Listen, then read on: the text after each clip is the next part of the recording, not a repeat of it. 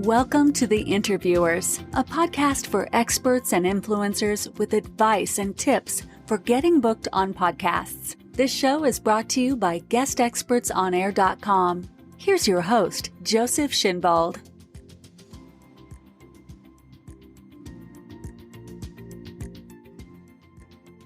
Welcome to today's episode for guest experts who want to jazz up their marketing with podcast appearances. Our guest today is Christopher Salem.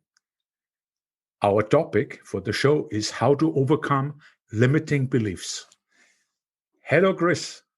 Hey, Joseph, how you doing? Thank you for having me on. Christopher Salem is an accomplished business and emotional intelligence strategist, corporate trainer, world-class speaker, award-winning author, certified mindset expert, radio show host, and media personality and wellness advocate. So today's topic is how to overcome limiting beliefs, and that is by Christopher Salem. My question is, how do you see self-doubt and limiting beliefs? What is their origin and how to overcome them? Well, great question, Joseph. I mean, a lot of times with people, when we have self-doubt or, we may have a lack of confidence, a lot of this, again, goes back, to our childhood where limiting beliefs are forged in fire, so to speak. This is where they develop. So what happens is when we're growing up as children, we observe what we see around us, in this case, in our homes, usually tied to a parent or parents. And oftentimes these things that we observe either will have effect on us in a positive and or a negative way. Now, if it is a negative way, these are things that could impact us, negatively in terms of our level of confidence and self-esteem later in life. And this could affect how we communicate with ourselves, other people, how we make decisions or we don't make decisions, take certain risks and risks that we don't take, and so on. So many times if we're aware that we're not where we want to be, both personally and in our business, we can think of that probably there's something deep down, limiting beliefs that are working behind the scenes that could be holding us back. So again, that is the origin, but we also have the power to remove or eradicate those limiting beliefs if we could just be aware of where we are right now and accept where we are, but with making a commitment to embrace a process that will allow us to remove those limiting beliefs and then develop a foundation with the right habits and disciplines that will help us to operate in the solution. Yes, that is in your book called Master Your Inner Critic, Resolve the Root Cause. And I've read it, and I've read it twice because it's really it is like a classic. It is really excellent, and it addresses this problem we have with the root cause, particularly when you think about limiting beliefs. Why do you think so many of us fail in using our inner critic by mastering it so we can be and have what we really want in life? Well, the first thing to do is that we have to acknowledge again where we're at, that maybe we're, that inner critic is telling us that we're not capable of doing certain things. We're not good enough. We compare ourselves to other people. We're seeking validation from others. We're looking for others to help us make decisions. We are codependent in our behavior and our communication and so on. So these are all signs of limiting beliefs in action behind the scenes. It's almost like the intel inside of a computer, but in this case, it's not serving us.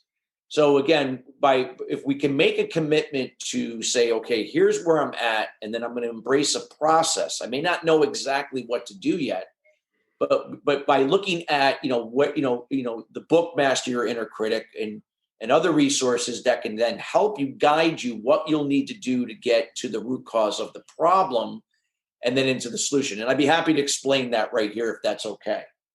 That would be fantastic. So in order to remove limited beliefs from your subconscious mindset, you have to embrace a process. What I used 21 plus years ago to remove my limited beliefs was a process of meditation and journaling. Now, case in point, meditation did not come easy to me in the beginning. I had been struggling with ADHD my entire life up to that point.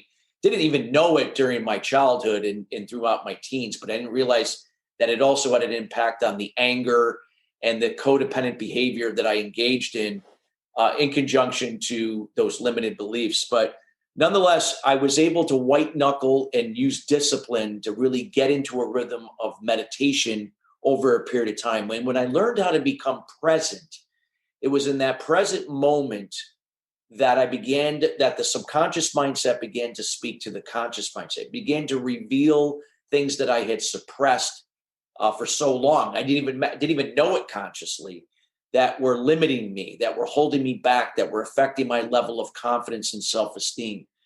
And my root cause to my limited beliefs was the need for validation. I needed it to be validated by others. And why did I need that?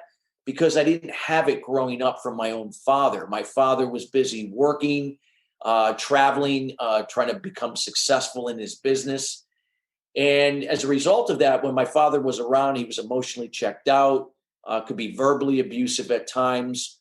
And I couldn't get that validation. So I had to seek it out in other people. And as a result of that when I did that it just put me into a place where, again, I didn't know what to do. And as a result of that, I suffered greatly from anger. So that need for validation, tied me to a lot of codependent behavior, how I talk to myself and other people.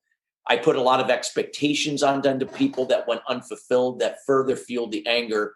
And that need for validation also led to 12 years of addiction to alcohol, drugs, and sex as a way to escape the anger. So I experienced the limiting belief through anger, and I escaped from it through alcohol, drugs, and sex. But really the root cause to it was the need for validation.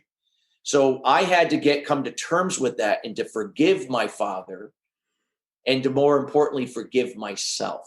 Now that took time. That's easy to say, but to actually do it is another thing. So it took me a little time to actually fully forgive him and myself. And I realized through that process that my father could only give what he knew. My father was not, his father was not there for him. So my father could only give what he knew from his experience. So, but it was my responsibility, no matter what happened growing up, that if I was going to change to move out of the problem, the solution, I had to be responsible for it. No matter what has happened to me, that I had to be responsible. So the meditation got me to the root cause of my limited beliefs. And then I used another habit called journaling. I would journal soon after, writing down whatever came to mind. I didn't overanalyze, overthink, or project, or you have any intention. I wrote down exactly what came to mind. And the reason why I journaled after meditation is because that allows you to then take what the subconscious mindset is telling your conscious mindset, that you can actually now put it on paper and actually see it like if a third party were looking at you. And those two habits changed the quality of my life, and it changed the quality of the lives of many of my clients that I work with on an executive level, both professionally and personally.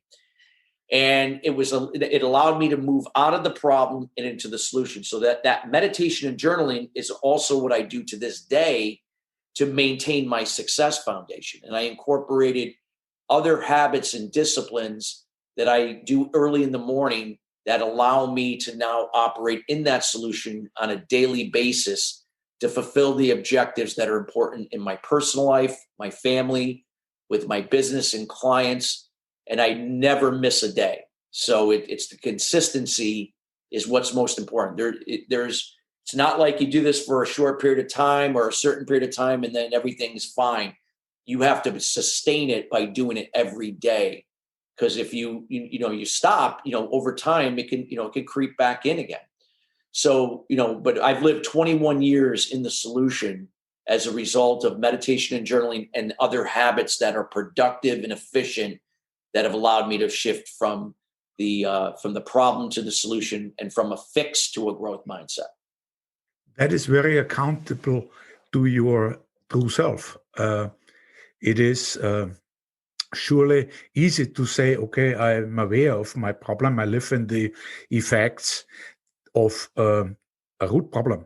I live in the effects. I don't want to live in those effects. I have to deal with the root problem. But it's so hard to deal with it because I have to forgive. And as you say, it is the inner critic. The inner critic is not a person. It's not really true, related to your true self, but it is there. You cannot reject it. It's more like Joseph Campbell said, it's like you have to slay your dragons, or like Carl Jung said, you have a shadow. And we have to deal with it in this vastness of space and this emptiness. We can only be responsible. And that is the beautiful thing in your book and in your teaching and your coaching and all this. I will put these opportunities for people who listen to how to contact you and how to have a wonderful course and how to maybe even go on your radio show if you're an expert relevant to your audience. But really, this is, I think, for me, the takeaway that you are an embodiment of that what you write in your book. It is really about taking responsibility also. And you have these steps where you have to go, and it takes time, where you have to go through commitment. You have to take action, go through commitment, have maybe an accountability partner and maybe a mastermind group. But I think it's also possible without it. It depends how strong you are and how serious it is where you depart from. It's important for me to really understand this, how you turned this around and made it a successful life. You're successfully married. I mean, you have a wonderful relationship with your wife. You have a son. You have a successful life, and you enjoy what you're doing. And all this from 10 years of addictions. And this is something I want to know. How can you use your inner critic, still naming it inner critic because you can't really reject it. It's there. And it's really a concept which is fantastic to me, because when you sit in front of your mother or your father or your stepfather and you have to forgive them, then it's not just that you think they are criticizing you and you are suffering, you're the victim, but you are also criticizing them. You are a critic, you have an inner critic for them, and that's not good.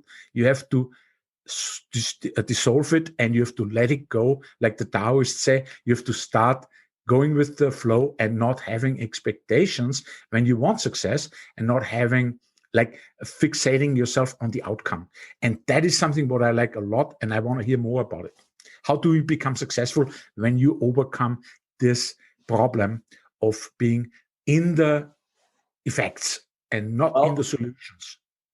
Like I said, it's all in your daily routine, in the solution. Again, using meditation and journaling as the two habits that are the foundation universally, and incorporating other habits and disciplines that serve you. And I'll go over what mine are. Doesn't mean everyone has to do the same. You find what your routine is, but it's shifting away from the inner critic to the inner champion. So you have two. You have an inner champion.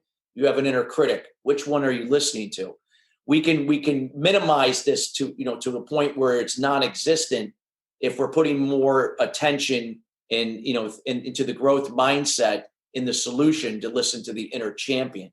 So again, what I do every morning, it's clockwork, 7 days a week, 365 days a year, is I wake up at 4:15 in the morning.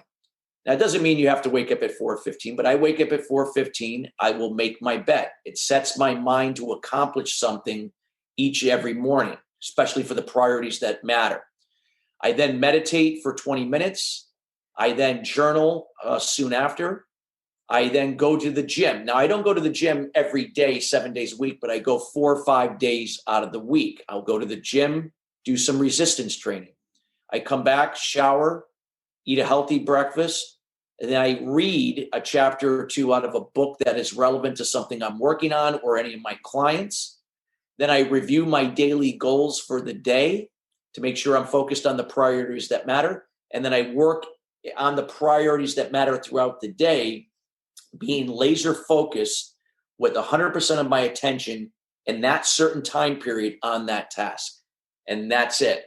So I do that every day of my life. Now, when you can operate from a daily success routine each day, you will begin to see a shift in how things improve in how you communicate with yourself, how you communicate with others, how your relationships will improve, how you make better decisions, how you learn from mistakes and go through challenges, seeking the blessings and opportunities disguised in them.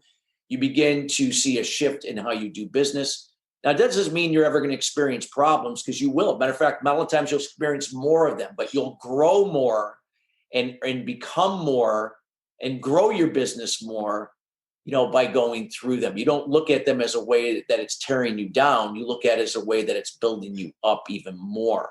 So it's a shift in the thinking from a fixed to a growth mindset, from the inner champion. So that is really, again, a macro view of how you can build a successful life in business, again, and having a plan. I follow a plan every day. I don't shoot from the hip. I have everything laid out. When you can have a routine and a plan and follow it, you're less likely to be distracted by shiny objects, distracted by life, and to be focused on the priorities that matter and avoid being busy but not productive. Yeah, and on top of it, you're falling in love with the processes. You see things like a system, and you're not attached to quick outcomes. I'm not attached to the outcome. Matter of fact, expectation is not even in my vocabulary. I am tied to a process in the moment, and the results are a byproduct of that process. I control what I can, and I let go of what I can't. That is so fascinating. And people can read a lot. They can read your book. They can go on your website. I will have it in the show note. They can listen to your Sustainable Success radio show on Voice America. And one thing I wanted to just say quickly for the audience, that Christopher Salem also co-authored his recent edition to Mastering the Art of Success with Jack Canfield. Everybody knows him from The Secret. It's a Secret movie. And this is something I wanted to just mention. And then towards the end of the show, I just want to thank you, Christopher, my friend. I want to thank you for being on the show. And thank you so much, Joseph, for having me. It has been a pleasure to be here and serve your audience. Well, it was really nice to have you on my third episode. And thank you, guest experts, for listening in. The recap of the show with bullet points will be in the show notes with all the links mentioned. If you like this podcast, please subscribe. And so we have you here again for the next episode. Thank you and goodbye until we meet again. Thank you for tuning in to another episode of The Interviewers, brought to you by GuestExpertsOnAir.com.